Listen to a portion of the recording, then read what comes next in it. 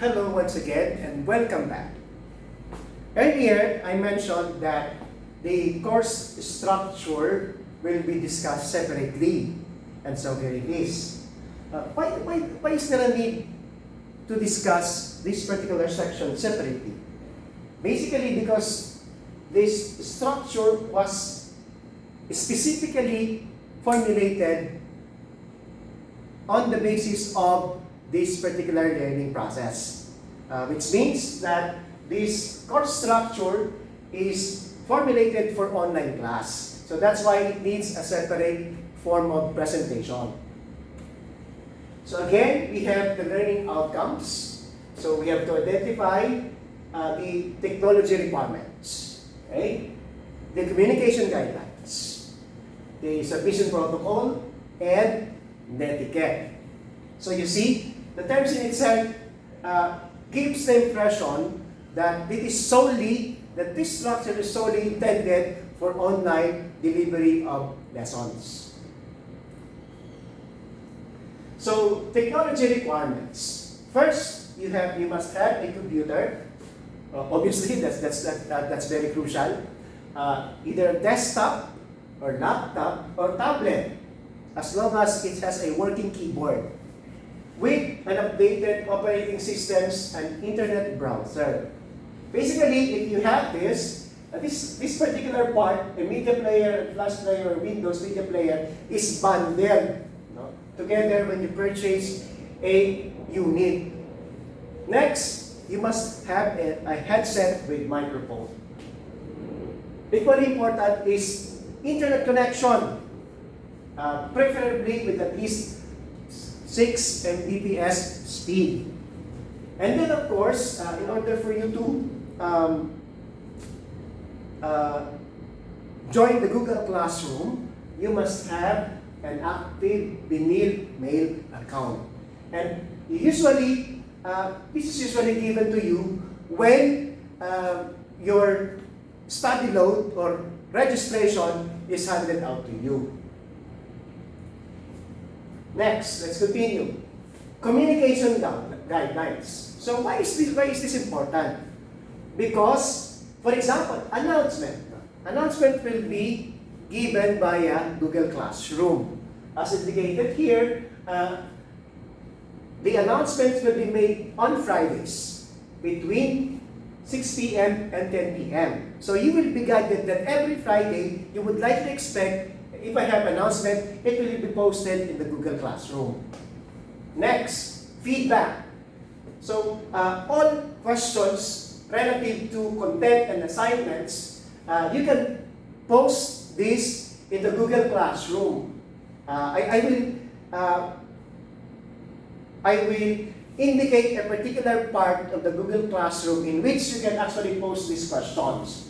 Okay? So, given that you were able to have these questions, be sure that I will address all these queries within a 24-hour period. Next, virtual consultation. I'm looking at the possibility in which if we are going to consume the maximum time for online classes is 90 minutes in a 3-hour period. So I'm thinking that the remaining hour for after the 90-minute period can be given to consultation hour. So at least you will be able to actually maximize the use of time in that particular subject. Next, submission protocol. Okay. So requirements of this course, which include assignments, activities, quizzes, and everything, will be submitted electronically through your Google Classroom. And we can use other platforms as necessary. And such will be, and the notice will be given to such effect. Okay? So all submissions must be completed by the indicated due date and time. Because late or missing requirements will actually affect your grade. And last, we have netiquette. Okay, so we would actually wanted our class to be more harmonious, to be more conducive to learning. So in this particular reason, we will have to at least establish a sort of house rules, no? And we call that open mind. Okay? So how do we deal with people online, or your classmates or your teachers? So this will guide you in that particular area. So here we have, for O, we have to give your classmates or other people in the class an opportunity to express themselves. So there's no need for us to actually monopolize the discussion. So because doing that, your other classmates will be shortchanged. So let's try to avoid that monopoly of discussion. Okay.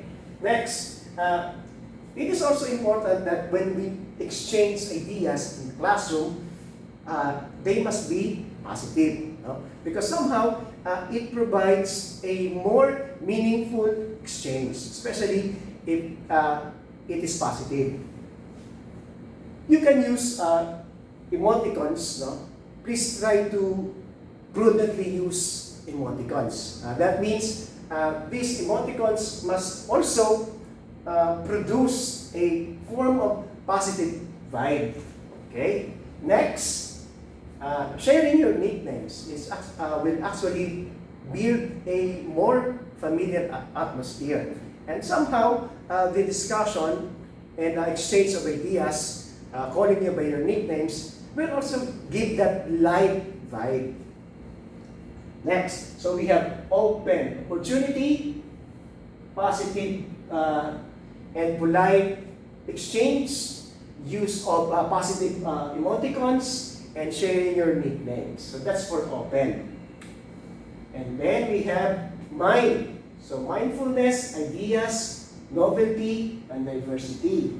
So when we speak of mindfulness, we should think of, as mentioned earlier, if we are polite in our language, so the exchange is also light. So that means you're also mindful because you use positive language.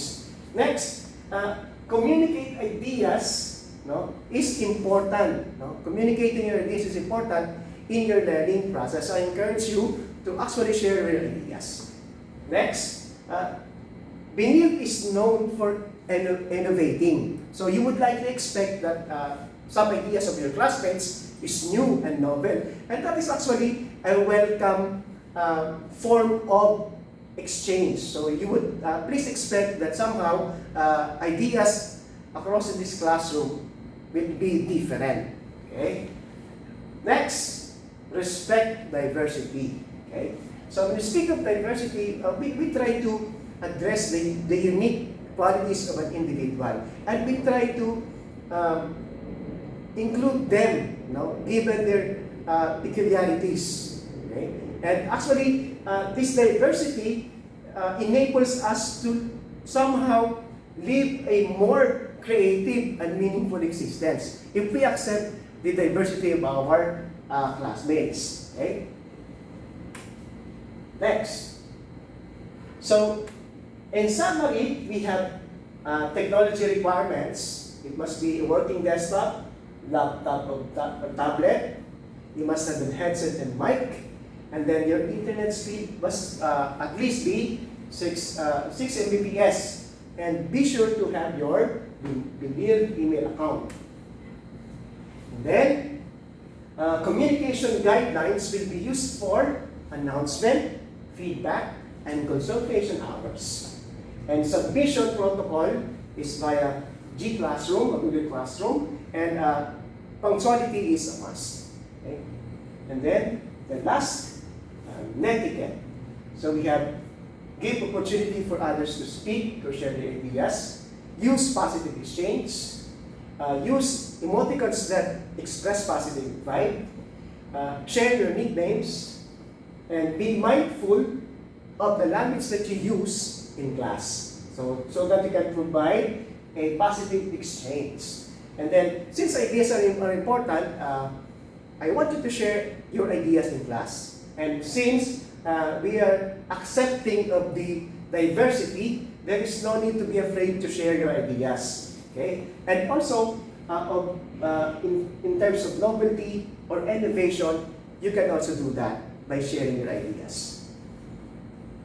So before we end, I would like to share to you this particular quote. No? The capacity to learn is a gift. The ability to learn is a skill.